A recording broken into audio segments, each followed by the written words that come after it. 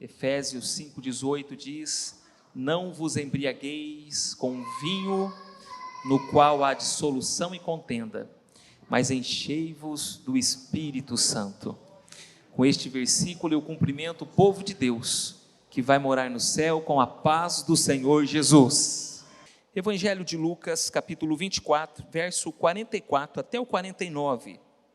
O título da mensagem desta noite é: a necessidade de revestir-se do poder de Deus. Estou lendo na Almeida Revista e Atualizada. A seguir, Jesus lhes disse: são estas as palavras que eu vos falei, estando ainda convosco. Importava-se cumprisse tudo o que de mim está escrito na lei de Moisés, nos profetas e nos salmos. Então lhes abriu o entendimento para compreenderem as Escrituras. E lhes disse: assim está escrito, que o Cristo havia de padecer e ressuscitar dentre os mortos no terceiro dia, e que em seu nome se pregasse arrependimento para a remissão de pecados a todas as nações, começando de Jerusalém. Vós sois testemunhas destas coisas. Eis que envio sobre vós a promessa de meu Pai. Permanecei, pois, na cidade, até que do alto sejais revestidos de poder. Quero dar ênfase no verso 49, por isso lerei mais uma vez. Eis que envio sobre vós a promessa de meu Pai. Permanecei, pois, na cidade, até que do alto sejais revestidos de poder. Meus queridos irmãos, Deus, Ele tem uma metodologia de agir no mundo. Isto está muito claro desde o início das Escrituras e desde o início da criação do mundo. Quando a gente olha para Gênesis, capítulo 1 e o capítulo 2, a metodologia de Deus fica muito clara. Primeiro, Deus, Ele cria uma estrutura e depois Ele preenche esta estrutura. Deus não criou as suas coisas para deixá-las vazias. Deus tem um propósito sobre todas estas coisas, que é preenchê-la, que é encher estas coisas. Isso continua muito claro ainda quando a gente olha para a criação do homem, o primeiro homem chamado Adão. Quando o Senhor cria aquele boneco, depois de criá-lo, o Senhor sopra nas suas narinas, e Adão então se torna alma vivente. Infelizmente, depois do pecado, tornou-se necessário um revestimento, eu diria que diário, desse poder, dessa graça, dessa misericórdia e dessa bondade de Deus sobre as nossas vidas. E a gente percebeu no longo da história das Escrituras Sagradas, de Gênesis até depois da ressurreição de Jesus, essa necessidade, esse anseio do homem por esse enchimento, por essa capacitação. E ela acontece previamente quando Jesus ressuscita e ele vai ficar 40 dias fora, ausente, até que o Espírito Santo de Deus seja derramado sobre a igreja em Atos, capítulo de número 2, verso 1 a seguir.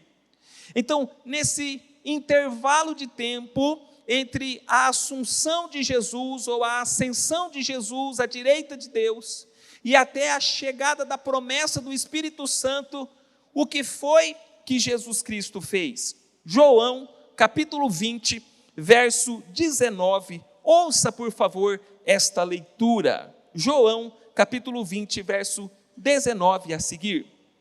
Diz assim: ao cair da tarde daquele dia, o primeiro dia da semana, isto é, domingo, trancadas as portas da casa onde estavam os discípulos com medo dos judeus, Veio Jesus, pôs-se no meio e disse-lhes: paz seja convosco. E dizendo isto, lhes mostrou as mãos e o lado. Alegraram-se, portanto, os discípulos ao verem o Senhor. Disse-lhes, pois, Jesus outra vez: paz seja convosco. Assim como o Pai me enviou, eu também vos envio. E havendo dito isto, soprou sobre eles e disse-lhes: recebei o Espírito Santo. Se de alguns perdoardes os pecados, são-lhes perdoados, e se lhos retiverdes, são retidos. Então, entre o nascimento de Adão e a queda de Adão e Eva, até esse dia aqui, o homem ansiava por esse revestimento, por este novo sopro de Deus, capacitando o homem para fazer aquilo que precisava ser feito. Quando os nossos pais, Adão e Eva, pecaram lá no jardim do Éden, eles tiveram muita vergonha, estavam nus, e então eles fizeram para eles um revestimento de folhas, mas aquele revestimento era inadequado. Então o próprio Deus matou um animal e deu um revestimento para os nossos pais Adão e Eva, um revestimento adequado, já apontando para a necessidade de que vestir-se de maneira que agrada a Deus exigia sangue, mostrando que lá no futuro, o Cordeiro de Deus, que tira o pecado do mundo, ele seria morto, ele seria imolado, para que nós fôssemos revestidos com o sangue de Jesus, para que tivéssemos o pleno perdão dos nossos pecados, através da cruz de Cristo em nosso favor. Bem, voltando ao Éden, no capítulo 3, de lá para cá, o que fica muito claro é que os homens se desgastam, os homens cansam, os homens se estressam, os homens perdem-se no caminho. Então, para ele se manter de pé, para o homem se manter firme, para ele ter vigor, ele precisa revestir-se de um poder, de uma capacitação que não está nele mesmo, mas de uma capacitação que vem do próprio Deus. Por isso, Paulo nos lembra, em Efésios capítulo 6, versículo de número 10 a seguir, dizendo para nós: revestir-vos do Senhor, fortalecei-vos no Senhor e na força do seu poder. O verso 11 diz: revesti-vos de toda a armadura de Deus, para poderdes ficar firmes contra as ciladas do diabo, porque a nossa luta não é contra a carne nem contra o sangue, mas sim contra os principados e potestades, dominadores deste mundo tenebroso, contra as forças espirituais do mal nas regiões celestiais. Ele enfatiza de novo no versículo de número 13: portanto, tomai e revesti-vos de toda a armadura de Deus, para que possais resistir no dia mau, para que vocês possam suportar esse dia do maligno, depois de terdes vencido tudo, permanecer inabaláveis. E de novo, ele diz: estai firmes, pois, revestidos com esta armadura, o cinturão da verdade, a couraça da justiça, as sandálias do evangelho, o capacete da salvação, a espada do Espírito e o escudo da fé. A necessidade de um revestimento da parte de Deus, para a gente perseverar na nossa missão, para nós perseverarmos no nosso chamado, para nós perseverarmos na nossa vocação. Final do ano vai chegando, e parece que junto com ele um cansaço, um abatimento vai tomando conta do nosso coração. Parece que o calendário cria em nós uma atmosfera, desejando logo que o ano acabe e que comece um ano novo, e como que se o ano novo fosse um renovo para as nossas vidas, fosse um novo suspiro, um novo respirar para a gente seguir adiante. Precisamos então de um revestimento, precisamos dessa capacitação que não está em nós mesmos, mas que vem do próprio Deus para as nossas vidas. Eu trouxe aqui o que significa revestir-se. Significa vestir-se novamente, significa cobrir. Revestir-se significa cobrir. Quando alguém está com frio, precisa cobrir-se com algo que vai protegê-lo do frio. Significa também colorir, linhas que precisam de significado, ou também esse revestir se aplica a uma parede desgastada, que perdeu o seu brilho e que precisa ser renovada. Revestir também lembra de proteção, o revestimento que o piso exerce a sua função num contrapiso para proteger aquela área, ou o piso que funciona como um revestimento na cozinha, na pia da cozinha ou no banheiro, para proteger a parede de uma umidade.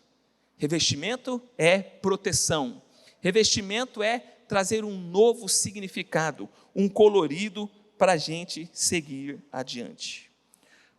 O texto que a gente leu, especialmente o último versículo de Lucas, capítulo 24, do nosso texto lido, versículo 49, Jesus está dizendo: eis que envio sobre vós a promessa de meu Pai, permanecei, pois, na cidade, até que do alto sejais revestidos de poder.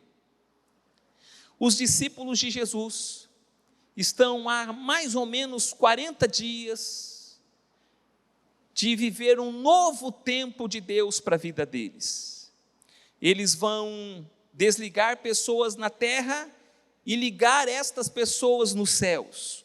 Por meio da pregação do Evangelho, pessoas vão dizer sim para Jesus, serão desligadas do sistema desse mundo e serão arroladas lá no céu.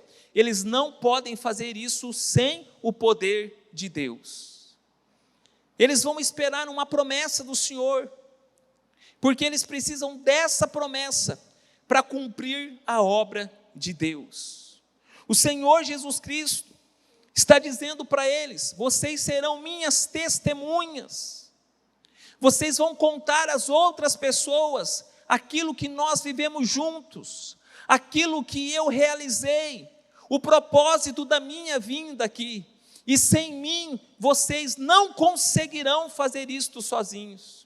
Conforme o Senhor Jesus já tinha explicado na parábola, capítulo 15 de João, quando ele diz: se vocês permanecerem em mim, e eu permanecer em vocês, vocês vão dar fruto.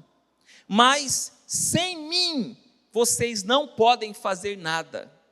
Vocês precisam de uma outra capacitação que não está em vocês mesmos. Diante disso, meus irmãos, falando sobre essa necessidade do revestimento do poder de Deus para as nossas vidas, eu quero destacar 3 verdades. Primeiro, o revestimento de Deus para a vida dos discípulos e para as nossas vidas também é uma necessidade. Esse nosso texto aqui está preparando o Atos capítulo 24, está preparando o caminho para conectar-se com a continuidade deste evangelho, que é Atos dos Apóstolos. E aqui então o Senhor Jesus, ao contar para estes homens, que eles serão tremendamente usados por Deus, eles nem imaginavam o que eles seriam, o que eles fariam, o que Deus faria através da vida deles. O Senhor Jesus então mostra uma necessidade. Ninguém pode fazer a obra de Deus sem Deus. Fazer a obra de Deus sem Deus é um suicídio lento, Ninguém pode fazer as coisas de Deus sem a presença de Deus, é loucura. Trabalhar para Deus sem a presença de Deus só dá confusão mais cedo ou mais tarde. Por isso, nós precisamos da presença, do poder de Deus, do revestimento de Deus sobre as nossas vidas. Agora, não pense vocês, amados irmãos e amada audiência no YouTube, que cumprir o propósito de Deus é só pregar, que cumprir o propósito de Deus é evangelizar, tudo isso é fazer parte de algum ministério na igreja, e tudo isso é. Mas o Senhor nos olha como pessoas integrais. É o propósito de Deus que eu seja um bom esposo. É o propósito de Deus que a senhora seja uma boa esposa. É o propósito de Deus que o senhor seja um bom filho, que você, menina, seja uma boa filha. É o propósito de Deus que nós sejamos bons patrões. Colossenses, Efésios diz isso para nós. É o propósito de Deus que nós sejamos bons funcionários. Efésios, Colossenses, os evangelhos dizem isso para nós. É necessário que nós sejamos bons mordomos de tudo aquilo que Deus tem colocado nas nossas vidas. É necessário que nós amemos o próximo e amemos a Deus. Esse é o propósito de Deus para as nossas vidas. E os exemplos são muitos que nós poderíamos dar nesta noite. E para nós cumprirmos estes propósitos, nós temos a necessidade de sermos revestidos com o poder de Deus. Quem está entendendo, diga amém. Só por nós mesmos nós fazemos bobagem, nós prejudicamos os outros, nós prejudicamos o bom andamento da obra do Senhor, nós brigamos com as pessoas, nós discutimos com as pessoas, nós criamos inimizades, nós fazemos coisas que Deus não aprova. Na nossa força, as coisas não dão certo. Aliás, Jeremias, capítulo 17, o profeta já alertava para isso. Ele diz: maldito o homem que confia no homem, que faz do seu próprio braço o seu braço forte. Ele é maldito. Mas aí o 17, verso 17 diz: bendito é o homem que confia no Senhor e cuja sua esperança é o Senhor. Há uma necessidade para nós sermos quem Deus quer que nós sejamos, de um revestimento do Espírito Santo sobre as nossas vidas. Então, o primeiro aspecto desse assunto tão importante, do revestimento do poder de Deus para as nossas vidas, é que ele é uma necessidade. Segundo lugar, esse revestimento do poder de Deus para as nossas vidas é uma promessa. O versículo deixa muito claro para nós: vós sois testemunhas destas coisas, verso 49, eis que envio sobre vós a promessa de meu Pai. Que promessa é essa? A promessa que Deus, o Pai, havia feito ao profeta Joel, lá no Antigo Testamento. O profeta Joel é um dos profetas menores. E Deus falou através do profeta: vai chegar um dia em que eu vou derramar o meu espírito sobre todas as pessoas, sobre as crianças, sobre os adolescentes, sobre os jovens, sobre os adultos e até sobre os idosos. Todos receberão o meu Espírito Santo, todos receberão a capacitação. Você deve se lembrar que no Antigo Testamento, o Espírito Santo, ele vinha sobre o profeta, ele vinha sobre o rei e sobre o sacerdote, e algumas pessoas que exerciam a autoridade, que são exceções. Mas agora o profeta Joel está dizendo: tem uma promessa, Deus vai derramar o Espírito Santo dele sobre todas as pessoas que creem em Jesus Cristo.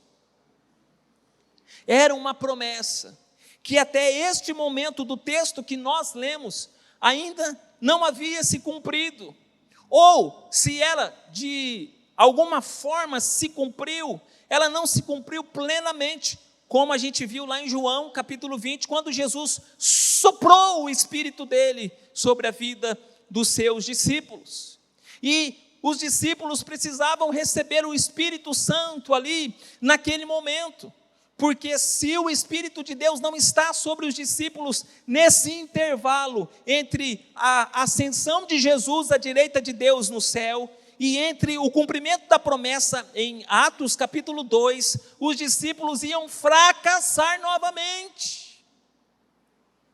E é o que acontece conosco.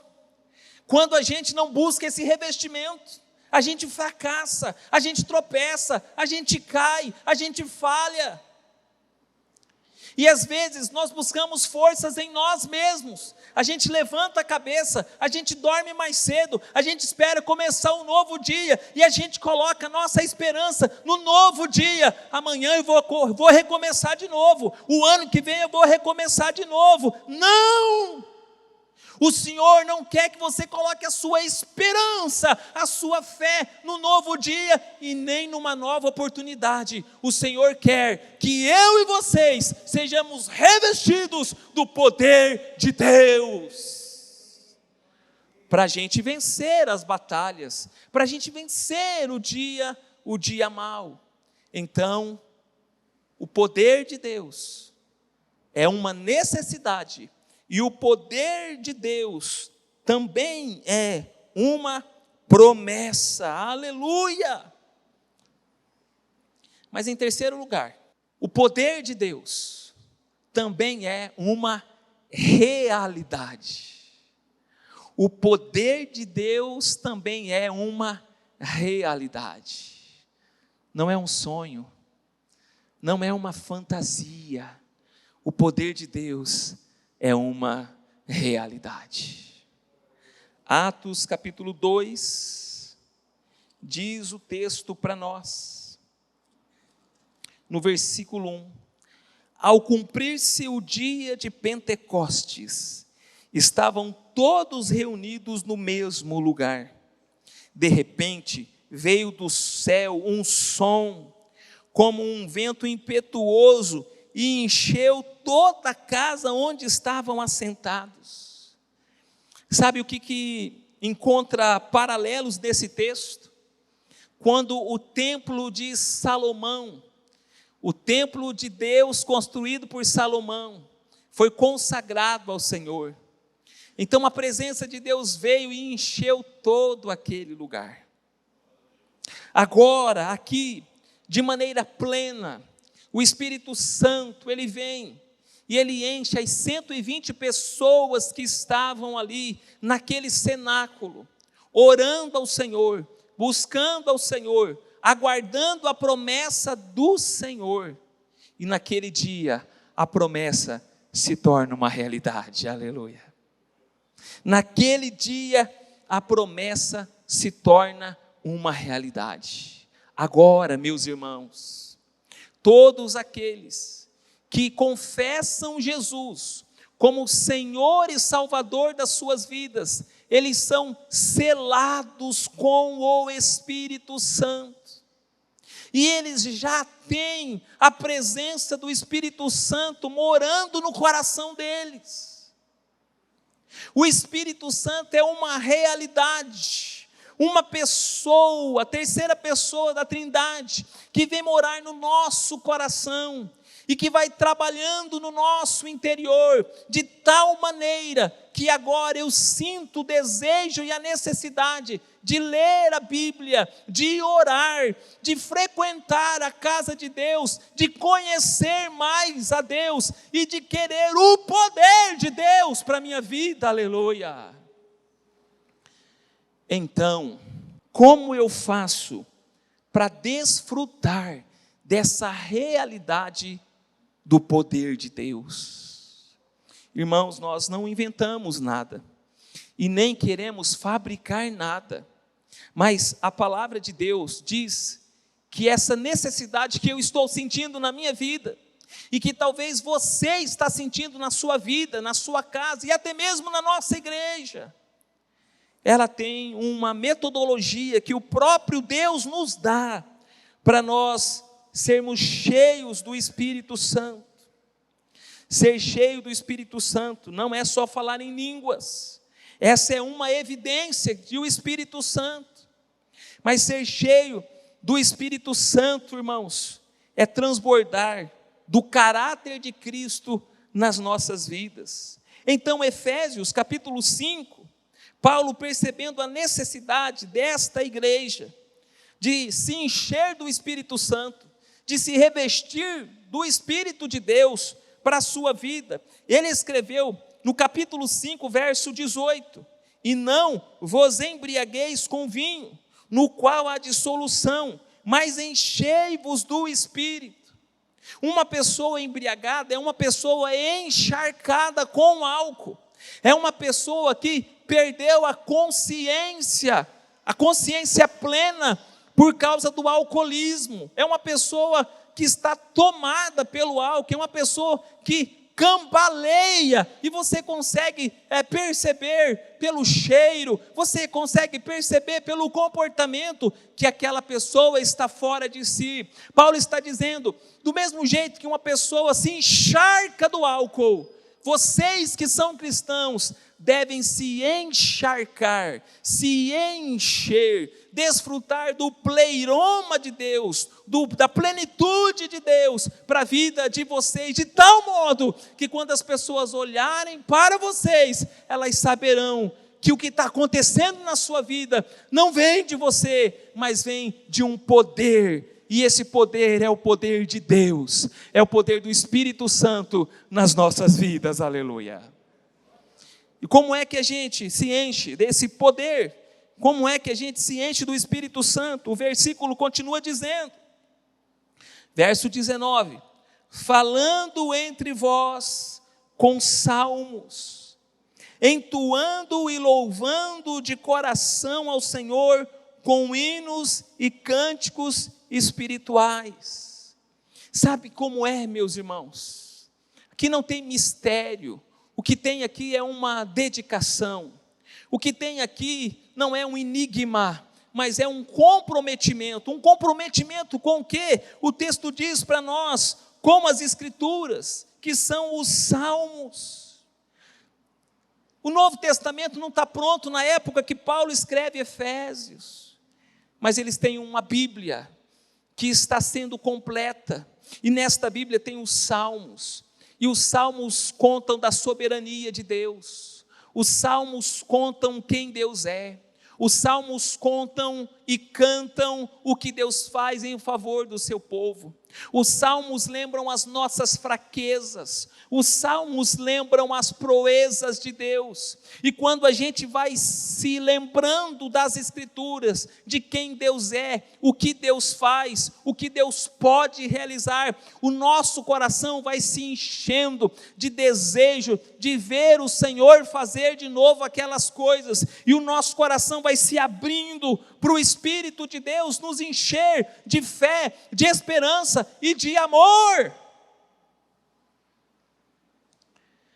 Não é a mesma coisa quando a gente assiste jornais.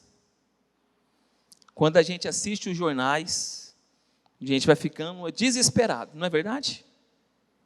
Não é verdade? Então, assistir muito jornal é importante, mas não vai te encher do Espírito de Deus. Quando você assiste o jornal, você vê gente sendo presa, gente que matou não sei quem, o lugar na terra que está abrindo, lá no Rio Grande do Sul. Ainda bem que as irmãs foram e já voltaram, né? Que lá no lugar do passeio lá, só esperou vocês ir para a terra abrir lá. Então você vai ficando preso a essas coisas, o coração vai enchendo de medo, de desespero, de ansiedade, de tensão, de estresse. Mas se você se voltar para as Escrituras, meu irmão e minha irmã, o Senhor vai encher a sua vida, vai revestir você. Interessante, o texto continua. Além de falar uns com os outros, conforme o presbítero Fábio fez nesta noite, foi nos dirigindo pelos salmos em meio ao louvor. O texto ainda continua dizendo para nós, que é para nós entoarmos e louvarmos ao Senhor de coração, abrir o coração e ser grato ao Senhor, abrir o coração e louvar ao Senhor. Eu sou ruim para cantar, mas no meu a sós com Deus eu canto, faz bem para mim. Eu sinto leveza na alma, eu sinto alegria na alma. Eu não posso cantar aqui, porque senão estraga o culto, mas lá para o Senhor, na presença dEle, eu canto, porque Ele é digno de todo louvor, de toda honra e de toda glória. Ele me criou para isso, para o louvor da sua glória. Cante ao Senhor, meu irmão. Cante ao Senhor, minha irmã. E o texto continua: entoando de coração ao Senhor com hinos e cânticos espirituais. Deixa eu perguntar. Quando você liga o som do seu carro, o que você está ouvindo? São hinos espirituais? São cânticos espirituais? Sabe, irmãos, eu fico impressionado com umas coisas. Tem umas coisas, irmãos, que a gente não fala, a gente não pensa direito para falar. A gente não pensa direito para falar. E eu nem vou falar aqui, para não entristecer a gente. Mas que cântico você tem ouvido no seu carro, no seu celular, no YouTube? Qual é a sua playlist? Você quer ser revestido do poder de Deus? Cânticos espirituais. Cânticos fundamentados, alicerçados na palavra de Deus. Eu já falei para vocês, irmãos, eu morava lá em Campo Grande, quando eu era criança para adolescente, perto do CTG, Galpão Gaúcho, CTG dos gaúchos lá. E aquele negócio ia a noite inteira, do sábado para o domingo, e aquilo atrapalhava a gente dormir. E aquelas músicas não faziam muito sentido, era música de corno, era música da mulher que traiu, eram músicas, não importa se ela é coroa, o que importa é que faz comida boa, panela que faz comida, é uma coisa assim, não tem coerência, não edifica, não me leva para frente. Mas se eu quero ser cheio do Espírito Santo de Deus, eu preciso de cânticos espirituais. Eu preciso me encher de Deus, das coisas de Deus. Irmãos, ninguém vai ficar vazio. Ou você vai se encher das coisas de Deus, ou você vai se encher das coisas que não são de Deus. Mas ninguém fica vazio. Era mais de meia-noite. Estava preparando a palestra para os pais hoje de manhã. Quem estava hoje de manhã aqui? Quem estava? Foi bênção, diga amém. Foi bênção, graças a Deus. E a minha barriga começou a roncar. E daí, irmãos, minha barriga vazia, e eu preparando lá a palestra, encerrando a palestra, de repente entrou um cheiro gostoso na porta do meu escritório lá em casa. E eu fui atraído por aquele cheiro, mais de meia-noite, fui ver um bolo lindo, maravilhoso. Eu falei, minha esposa não fez esse bolo faz faz tempo que ela fez, não, ela fez agora há pouco, está quente esse bolo aqui ainda, cheiro gostoso. Voltei ao quarto para perguntar para ela se era para as crianças, porque está tendo um Kids, ou se era para nós. Eu não queria me atrever a tocar naquele bolo, porque alguma coisa muito ruim podia acontecer.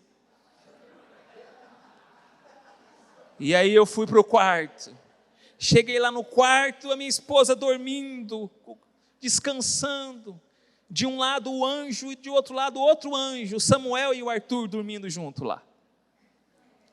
E eu falei, eu como ou não como? A barriga não foi feita para ficar vazia. E eu fui ousado e comi o bolo. Mas o ponto é, assim como o nosso estômago não pode ficar vazio, senão a gente morre de fome. Também você, meu irmão e minha irmã, que nasceu de novo, que foi conectado com Deus, você precisa do revestimento de Deus para a sua vida. Para você vencer, você precisa do poder de Deus na sua vida. E então, quando a gente olha para o mesmo Atos dos Apóstolos, no capítulo de número 17, tem um relato lindo lá. Sabe qual é o relato? Lá naquela cidade, Atos capítulo 17, as pessoas começaram a conversar, e elas diziam umas para as outras: os homens que estão colocando o mundo de cabeça para baixo, chegaram no nosso meio, e eles estão causando um transtorno enorme, porque aqui na nossa cidade, as pessoas adoravam os nichos, as pequenas estátuas de Diana, e as grandes estátuas de Diana também. E a espiritualidade do nosso povo era fundamentada em livros de bruxaria, em livros de magias. E agora, o povo que ouviu o que esses homens que têm transtornado o mundo estão ouvindo, eles estão quebrando as estátuas, eles estão queimando estes livros. Estes homens chegaram entre nós. Quem eram estes homens? Homens que eram cheios do poder de Deus. Sabe o que falta muitas vezes na nossa vida? Não é um curso de teologia. Sabe o que falta muitas vezes na nossa vida? Não é uma experiência maior, não é uma idade cronológica maior. Tudo isso é bom e tem o seu lugar, mas muitas vezes o que falta nas nossas vidas é o revestimento do poder de Deus para nós. É isso que está faltando, e é isso que nós devemos buscar, o revestimento de Deus para as nossas vidas. E eu queria muito que você lembrasse, em primeiro lugar, o revestimento do poder de Deus é uma necessidade. Em segundo lugar, o revestimento do poder de Deus é uma promessa. E em terceiro lugar, o revestimento do poder de Deus é uma realidade. Está disponível para mim e para você, meus irmãos. Esse revestimento do Senhor, ele está ao nosso alcance, e nós podemos desfrutar disso, se nós nos comprometermos a buscar esse poder da parte de Deus para as nossas vidas.